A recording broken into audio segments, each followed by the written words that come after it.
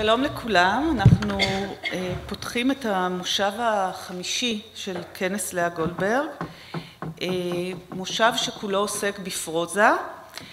זהו המושב היחיד בכנס שהוא מושב מקביל, ואולי זה מסביר את כמות המשתתפים הקטנה יחסית. ההרצאה הראשונה שנשמע היא של פרופסור אליסון שכטר, פרידות ספרותיות, לאה גולדברג ועברית אירופית. ההרצאה תינתן באנגלית. אליסון שכטר היא מלמדת בתוכנית, אולי נקרא את זה באנגלית, זה יותר פשוט.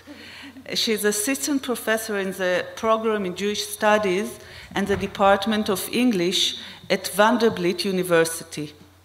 Her book, Diasporic Modernisms, Hebrew and Yiddish in the 20th Century, is forthcoming in Oxford.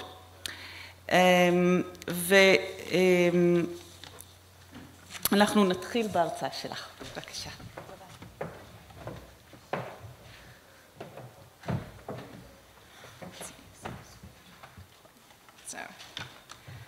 So I just want to begin by thanking Gidon and Natasha for organizing this conference, and to say that the ideas that I'm developing in this talk very much come in dialogue with their work, and I'm really grateful for it, and I hope that we'll continue to be speaking to each other. My talk today is part of a larger project that I'm beginning on gender, secularism, and Jewish modernity. And today I'll be speaking about Leah Goldberg's, until recently, unpublished novel, Avedot. Goldberg began writing the novel as early as 1935, and she published sections of it in Devar and Turim between 1937 and 1938, finally abandoning the novel in 1939.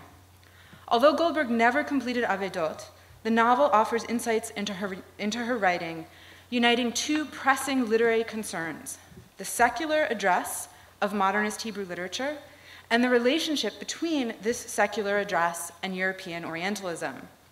Now, all three of Goldberg's novels, Mikshavim, Menisiya Meduma, Avedot, and Vahu Ha'or, are meta-literary texts that reflect in some way or another on the uncertain audience for modern Hebrew literature. And all three frame these concerns about audience in relationship to both secular European literary culture and the Nazi rise to power in the 1930s. But Avedot in particular raises this problem of audience in relationship to Goldberg's ambivalent appropriation of German Orientalism. And I'll be reading the novel today not so much in relationship to her biography or as a kind of representation of her biographical experience in Germany, but rather as her reflection on her own practice of writing European Hebrew poetry. Avedot, as we sort of discussed in Tel Aviv yesterday, is set in Berlin between 1932 and 1933, and the novel's protagonist, Yehuda Elchanan Kron, is a Hebrew poet who has left Palestine to complete his research on the Islamic origins of Jewish mysticism. The novel centers around Kron's personal, romantic, and literary crises, which are entwined with the fate of his poem cycle, Brichat Elohim. This poem cycle, which Kron refers to as his magnum opus, was originally written as a gift for his wife Lily. However, after she leaves him in Berlin, he continues to write the poems, but is no longer certain to whom to address them. Significantly, Kron writes this poem cycle imitating 13th century Hebrew script on parchment paper that he's purchased in Svat, so that the manuscript really appears as a kind of imitation of a medieval Hebrew manuscript. The poem cycle and its unknown and later unintended audience are a central concern of the novel. Kron describes this cycle as a, quote, personal divine book, one that is not intended for publication as a sacrifice to the audience or to the publishers. So why does Kron write these poems as a pseudo-13th century manuscript, and to who exactly are they meant to be read by? Why does he refuse to publish them for a contemporary reading public, and who is this reading public that he refuses? Now, the 13th century is significant to Kron for two reasons: Dante and the Zohar. Krohn, like Goldberg herself, considered Dante to be an important literary influence, and in the novel he has a statue of Dante sitting on top of his bookshelf. As both Ofri Yaglin and Gidon Tikotsky have discussed, Goldberg identified with Dante as a poet in exile and a man writing about the historical brink. He represented the height of European humanism, and more significantly, he embodied the emergence of secular literature in the vernacular, as Eric Auerbach referred to him, Dante, poet of the secular world. But while in Berlin, Krohn is also studying the influence of Sufi mysticism on the Zohar, that other important 13th century text, which was written by Moses de Leon in a pseudo-2nd century Aramaic. So similar to the poem cycle, we have another text that's imitating an earlier manuscript. Taken together, this meeting point between Dante and the Zohar is a kind of crossroads between East and West, one a document of European humanism and the other of European Orientalism. But both also share a connection to Sufism. Just as Krohn studies the influence of the 13th century Sufi thinker Ibn al-Arabi on the Zohar, Goldberg wrote about the influences of Ibn al-Arabi for Dante. Krohn's identification with the 13th century also suggests an aversion to a 20th century Hebrew reading public and Hebrew literary culture. Yet despite the fact that Krohn forecloses the possibility of an audience by insisting on the poem cycle's personal address, he continues to write these poems. And these pseudo-13th century poems, I want to argue, are a product of, or perhaps even more accurately, a reflection of the secular reading practices that are central to Krohn's own research, practices that are also central to German Orientalism. Now, Krohn's difficulties imagining any audience for his magnum opus is rooted in his own ambivalent relationship to both traditional Jewish and secular European literary cultures. He must ask himself, to whom do his secular European and Hebrew poems address? Who is his audience? And his deeply personal concerns about audience are evidenced in a critical scene in the novel when Krohn pays a visit to the Jewish quarter in Berlin to procure a rare Hebrew manuscript for his research. Arriving on the central thoroughfare of the Jewish neighborhood, the Grenadierstrasse, Krohn is assaulted by the Eastern European Jewish faces that surround him on all sides. He averts his eyes from these disembodied faces whom he derisively refers to as Chaimim and Yankelim, and later as Kazrilivkins, characters straight out of Sholem Aleichem's fictional universe. The novel's description of Krohn's relationship to the Jewish quarter shares some of the pathos expressed by German Jewish writers, like Josef Roth in his description of the very same Grenadierstrasse and his 1929 reportage, The Wailing Wall, or Alfred Doblin's 1926 account of Eastern European Jews in Journey to Poland. However, unlike the narrative perspectives of these assimilated German Jews, there are no ethnographic descriptions of Jewish difference in the novel. Instead, the narrative turns inward to Krohn's feelings about his place in Hebrew literature and his own relationship to the Eastern European Jewish shtetl. However, the presence of these Eastern European Jews presents itself not so much as a personal problem, but as an intellectual and literary problem for the poet. At the moment that he's confronted by these masses of Ostjuden, Krohn recalls his childhood growing up in a Russian-speaking, assimilated Jewish household in Bobroisk, and his relationship to both Hebrew and Yiddish literature. He reflects on his upbringing in his Russian-speaking home, where he notes that Yiddish was employed for jokes alone, and that the, quote, scent of the shtetl entered the home only when his grandparents' visits.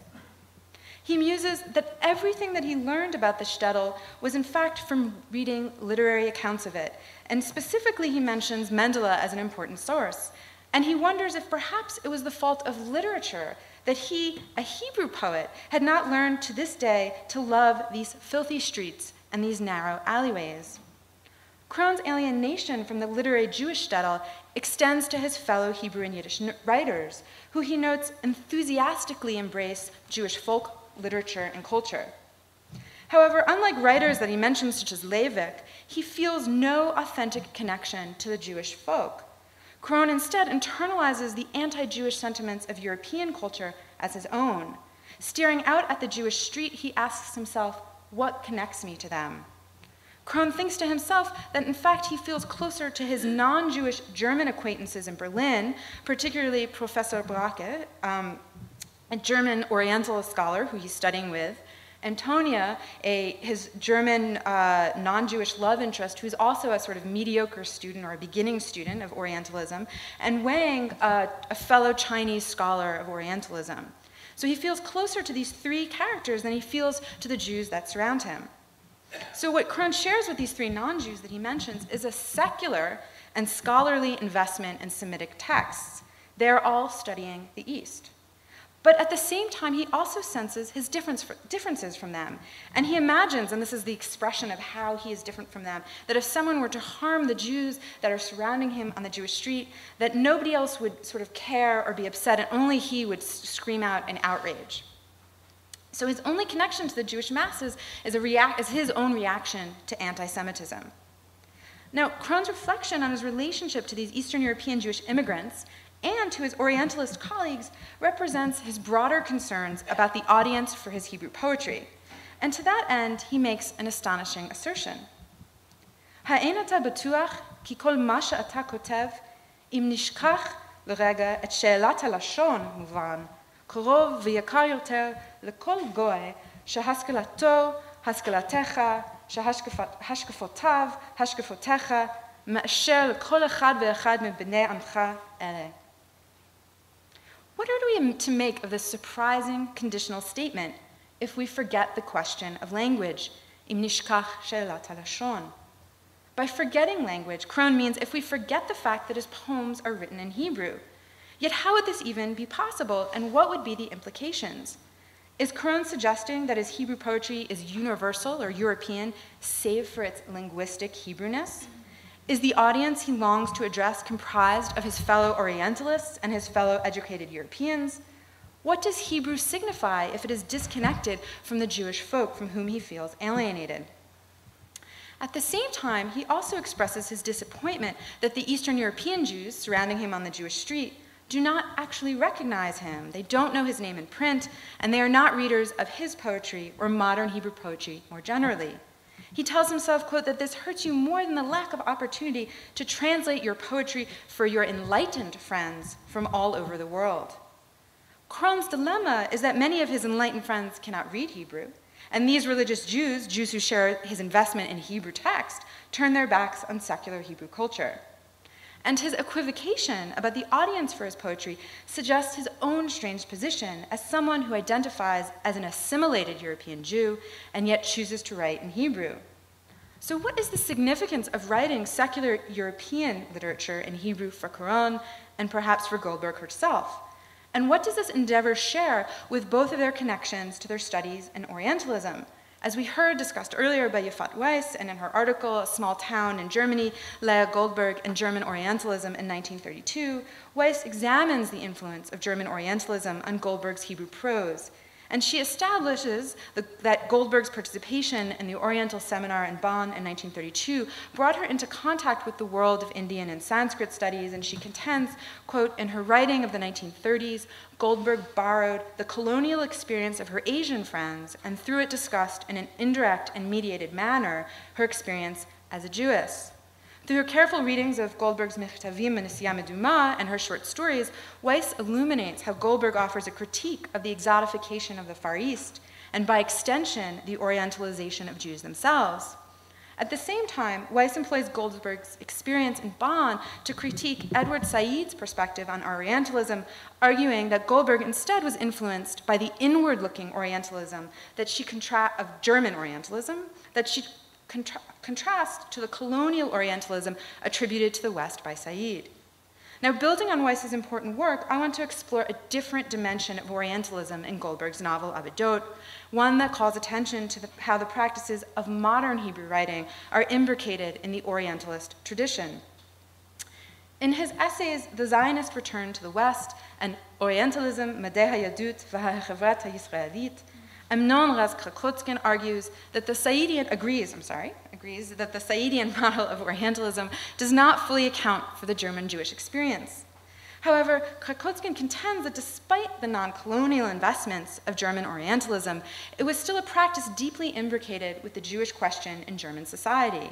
That is, could Jews be assimilated into the Western nations, or were they unassimilable Orientals?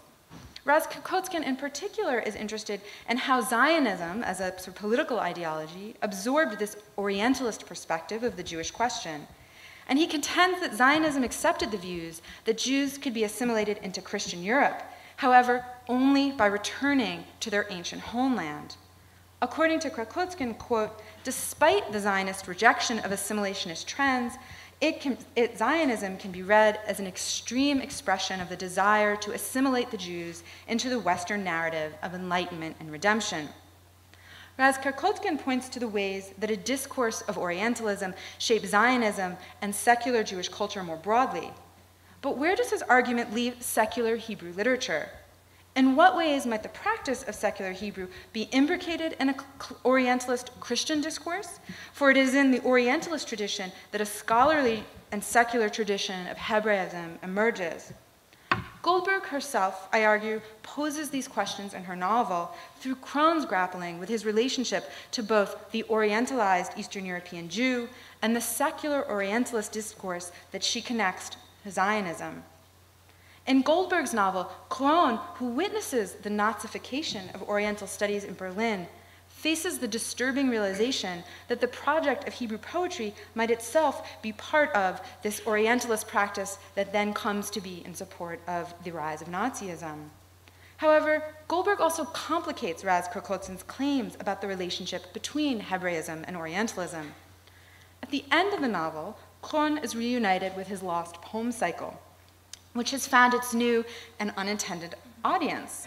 Two fellow Nazi-sympathizing scholars have stolen his manuscript and published it in a serious Orientalist academic journal, claiming that it in fact hails from a medieval German Jewish community. And they claim or contend that the poem's praise of Judas Iscariot is proof of medieval Jewish anti-Christian sentiment. Kron reacts ambivalently to his reunion with his poem. On the one hand, his lost manuscript has been recovered and has found an audience. But on the other hand, who is this audience? Primarily German Orientalists and Nazis. And it's at this moment that he thinks to himself, Hu ish hamizrach Yehuda Elchanan Koron lo nishar kan k'tzofeh objektivi shel ha-tragic comedy hazara. Hu mishtatef ba, ba'al korcho hu mishtatef. V'ulai tov kach, hu ha-Yehudi, היהודי שבכולם, על אף צלישתו וגורל יהודי לו, בכל מדינה סופג הוא אחד ממכות המדינה. הוא נודד ונודד, תמיד אל החמסנים ההם. הוא אולי יגיע. Here, Kron suddenly identifies not as a European, nor as the figure of the newly Europeanized Zionist New Hebrew man, but as an Oriental, a wandering diasporic Jew without a home. Although he views his poems in part as complicit in the tragic comedy that is the Nazi rise to power, as emerging from that very culture that produced the Nazis, he does not turn his back on the idea of Hebrew poetry. Instead, his response is an act of self-orientalization. He imagines himself as the exotic Eastern Jew, eyes directed towards a Khamsin. And in this Eastern guise, he also becomes the embodiment of his own lost manuscript, whose audience remains the secular, the Christian, and the non-Jew. Perhaps for this reason he dedicates the poem to Antonia, a strangely ambivalent gesture. Antonia, as I mentioned, is the non-Jewish German who barely reads Hebrew. And in one scene in the novel, when she's alone in Kron's apartment, she makes out the Hebrew word Yalkut on the spine of his book and fantasizes that Yalkut is the name of Kron's grandfather, and she suddenly imagines the young Kron hand in hand with a bearded Eastern European Jew. She reads Kron's Jewish body in the Hebrew words whose meaning escapes her. In the end of the novel, Kron succumbs to this view of himself. He becomes a text without an audience, or rather, a text fleeing his unwanted audience. So in conclusion, I want to reflect on Goldberg's relationship to Hebrew culture also as a European Hebrew woman writer, whose knowledge of Hebrew is made possible by two different but related secular institutions, the Hebrew Gymnasium in Kovno and the German University. Excluded from the world of Jewish religious practice, Hebrew remains for her a dividing line, an answer to the Jewish question that might not only be an Orientalist surrender. In Avedot, Goldberg presents the conundrum of a Western-identified Eastern European Jewish writer who must imagine the audience for her modernist writing outside of the very European culture she so deeply embraced, in a language at Europe's margins, while also being deeply suspicious about the contradictions inherent in the project of a secular Hebrew literary culture, particularly the audience that this culture finds in Germany. Thank you very much.